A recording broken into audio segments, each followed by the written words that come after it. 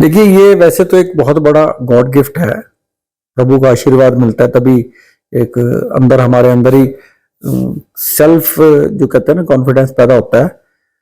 उससे ही निकलकर ये सुबह का उठने का या हमारे शारीरिक व्यायाम का या वर्कआउट की भावना पैदा होती है। लेकिन इसको ना क्या है, हमारे जीवन में हमारी हॉबीज हैं बहुत सारी। किसी की हॉबी है घूमने की, किसी की हॉबी है अच्छा खाना खाने की, किसी की हॉबी है फिल्में देखने की, किसी की हॉबी है बुक्स पढ़ने की।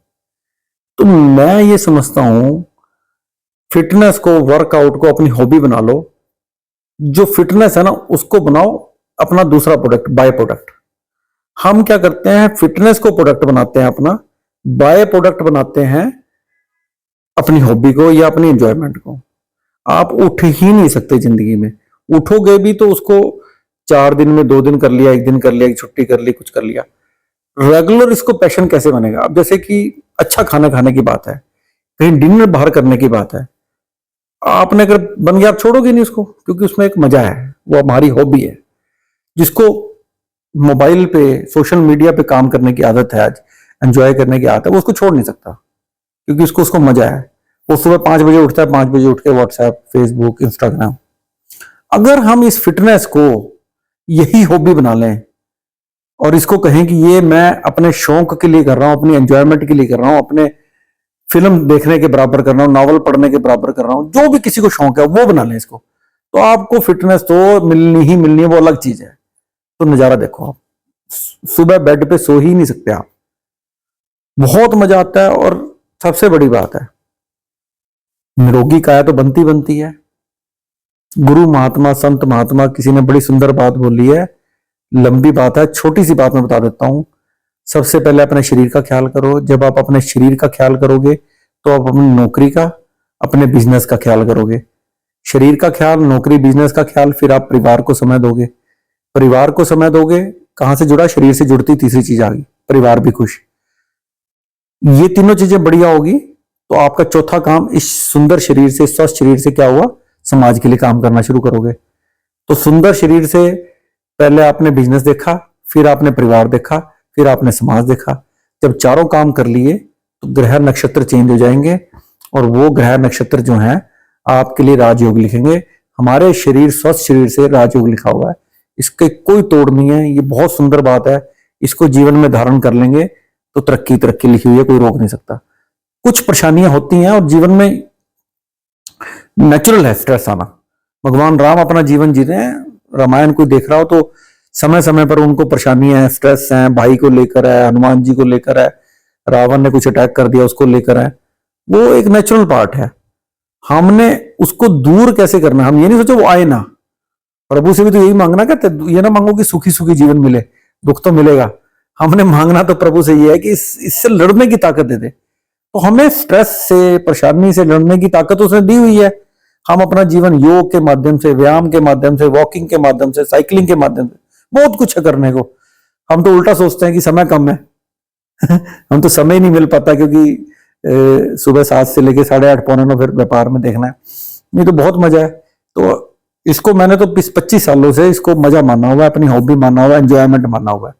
उसके साथ साथ अपना शरीर फिट होता है, मजे मिलते हैं। राम है, राम क्या साइन ऑफ इंटेरोगेशन आके पीछे लगा देते हैं डिजाइन के माध्यम से। तो वैसे ही तो ये परमानेंट वाला टैटू है, और क्योंकि ये कलर्ड बना हुआ है तो ध्यान अट्रैक्ट करता है। अगर ब्लैक वाला होता तो नहीं, ये नए वाला। तो वो मैंने बताया ना, मेरा जीवन थोड़ा मिक्स है।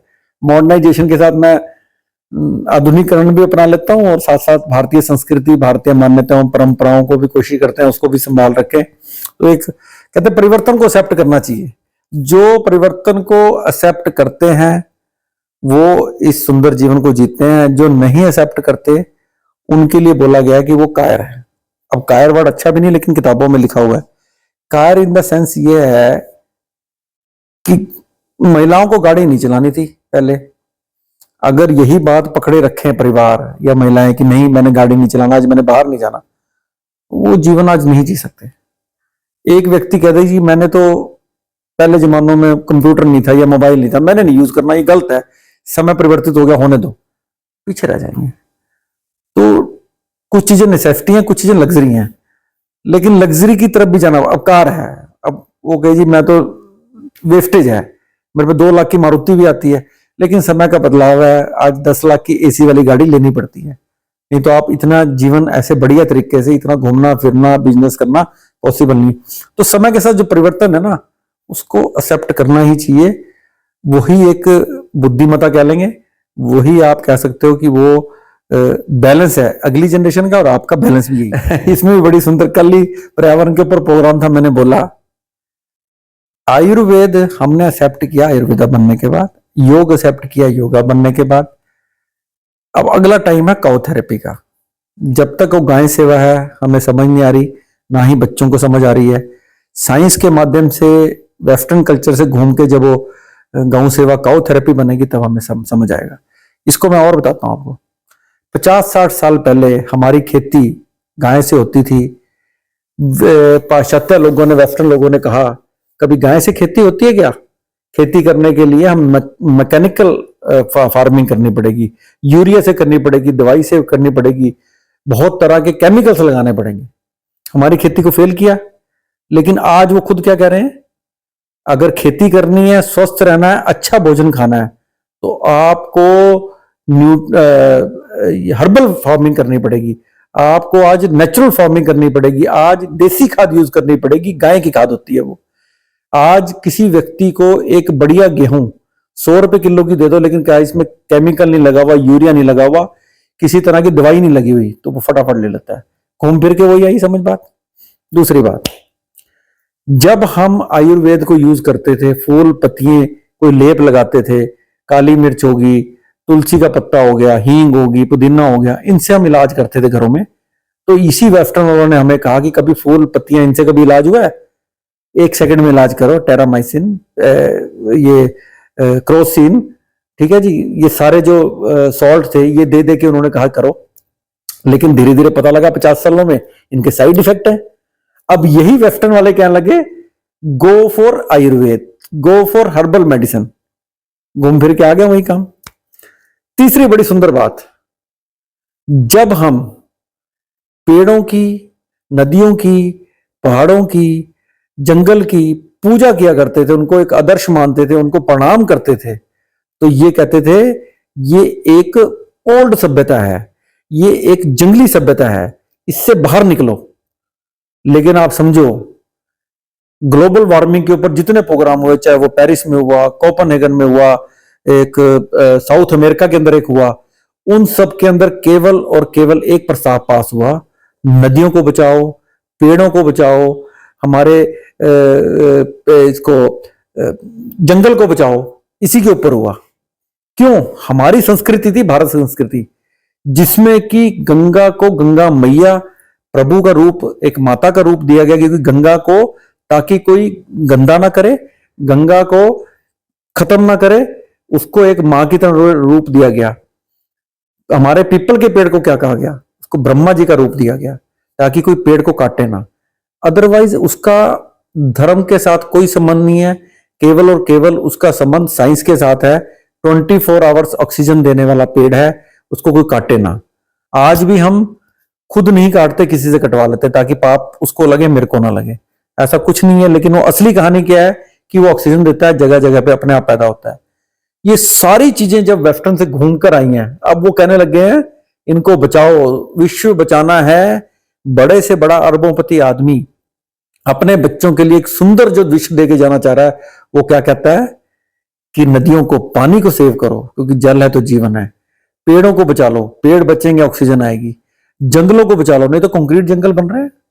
आज हम अपने घर व्यापार के लिए पेड़ को काट के साइड में करते हैं, और वही हम 2 महीने बाद घूमने जाते हैं, जब जंगलों की लिविंग लेते हैं, बड़े बड़े रिजोर्ट में जाते हैं, हिल स्टेशन में जाते हैं, तो उसी ग्रीनरी को, उसी पेड़ पौधों को, उसी को देख के खुश होते हैं। तो ये हमारे हाथ में है। सरकारें, एडमिनिस्ट्रेशन बाद में करेंगी, पहले हमें करना पड़ेगा, हमें परिवर्तित होना पड़ेगा, हमें गंदगी हटानी पड़ेगी, तब ये सुंदर शहर, सुंदर प्रदेश, सुंदर। देखिए, लो फीलिंग जो आती है ना, डाउन फील, तो एक समय आई है ना। इसमें अगर आप मैं एक विजय शंकर मेहता जी की एक छोटी सी बात के साथ शेयर करूंगा। 2012 में एक बार वो अंबाला में प्रोग्राम करने आया, दैनिक भास्कर ने प्रोग्राम रखा था। तो उस प्रोग्राम में वो एक मुख्य वक्ता थे, पंडित विजय शंकर मेहता जी, जो उज्जैन से आते हैं। उन्होंने कहा था कि हम सब बीपी शुगर के ऊपर सोच रख रहे हैं। लेकिन ये बीमारियां एक बड़ी छोटी बीमारी है और होने वाली है बहुत छोटी।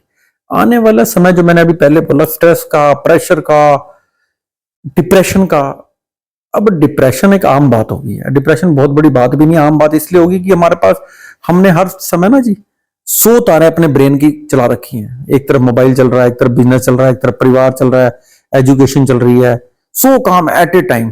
तो वो जो जाल होता है ना, वो कहते हैं ना हैंग हो गया मोबाइल, ऐसे ही हमारा दिमाग हैंग होता है। कोई बहुत बड़ी बात नहीं है, उसी लिए हो जाता है। उससे बाहर निकलने का जो तरीका है, एक तो जो जीवन में सम होना है ना, सम सम सम मतलब कहते हैं कि दुख में दुखी कम होना और सुख में बहुत हर्षोल्लास के साथ ऐसा हो जाना कि जैसे पर, तो सम रहना इसका बहुत बड़ा इलाज है। और मैं तो अपने जीवन में किसी भी तरह की परेशानी हो तो मैंने तो हनुमान जी को अपना गुरु भी माना हुआ है और साक्षात मतलब क्लियर एकदम से प्रैक्टिकली उनके जो हैं वो रोल देखे हैं जीवन में, हमारे परिवार के साथ तो विशेष तौर पर। और अभी आजकल नई रामायण चल रही है तो बार बार उनको देखने का, समझने का, सुनने का मौका मिलता है। तो मैं समझता हूँ कि जो हनुमान चालीसा है वो एक अवतरित एक पूरी चालीसा है, श्लोक है। तो हमारे जीवन को कभी भी वो परिवर्तित कर दे। कभी भी डाउन हो ना तो ये चीज सोच लो, मतलब धर्म की तरफ थोड़ा सा कर लो तो आपको फायदा होता है। और एक बहुत बढ़िया चीज निकलने के लिए एटीट्यूड ऑफ ग्रेटिट्यूड, जो मेरे पास है उसके लिए धन्यवादी। हमारी डिजायर्स बहुत बड़ी हैं। मेरे को लगता है कि मेरे पास ये गाड़ी है तो बड़ी वाली गाड़ी नहीं, मेरे पे ये घर यहाँ पे है, सेक्टर 7 में नहीं है, मेरा बिजनेस जो है 20 करोड़ का है तो 200 करोड़ का कैसे हो। लेकिन हम दूसरी तरफ किसी से करेंगे कंपेयर तो आपको लगेगा कि मैं तो यार, किसी को भी देख लो तो 10,000 लोगों के आप आगे एग्जाम्पल बन सकते हो। बहुत कुछ दिया हुआ है, बहुत प्रभु का धन्यवाद ही नहीं खत्म होता। मैंने अपने जीवन में विशेष तौर पर पूजा पाठ या किसी माध्यम से प्रभु से कभी ना मांगने की कोशिश की है कि कुछ ना मांगू। ठीक है, बहुत बड़ा दुख तकलीफ होती है, मांग लेता है, वैसे नहीं मांगते कि मेरा बिजनेस बड़ा कर दे, मेरे के गाड़ियां ज्यादा कर दे। मेरे प्रभु तो कहेगा ये तो थैंकलेस आदमी है जिसको इतना कुछ मिलने के बाद भी मांगता रहता है। तो हम जीवन में जिस दिन भी प्रेशर आए, डिप्रेस्ड हो, लो फीलिंग हो, तो ये देख लेना कि मेरे को इन जो अपने आसपास 200 लोग हैं उनसे अधिक क्या मिला हुआ है। आपकी लिफ्ट नहीं खत्म हो सकती, गारंटी कहता हूं। कपड़े गिनोगे, शूज लिखोगे, मकान लिखोगे, परिवार के बारे में लिखोगे, तो आपको लगेगा कि मेरे जो पड़ोसी है या मेरा कोई रिश्तेदार है या मेरा कोई मित्र है, उन सबसे ऊपर पाओगे। तो आपको फिर उस दिन, उसी टाइम आप किसी भी तरह की परेशानी से बाहर आ जाओगे। सबसे बड़ी चीज है।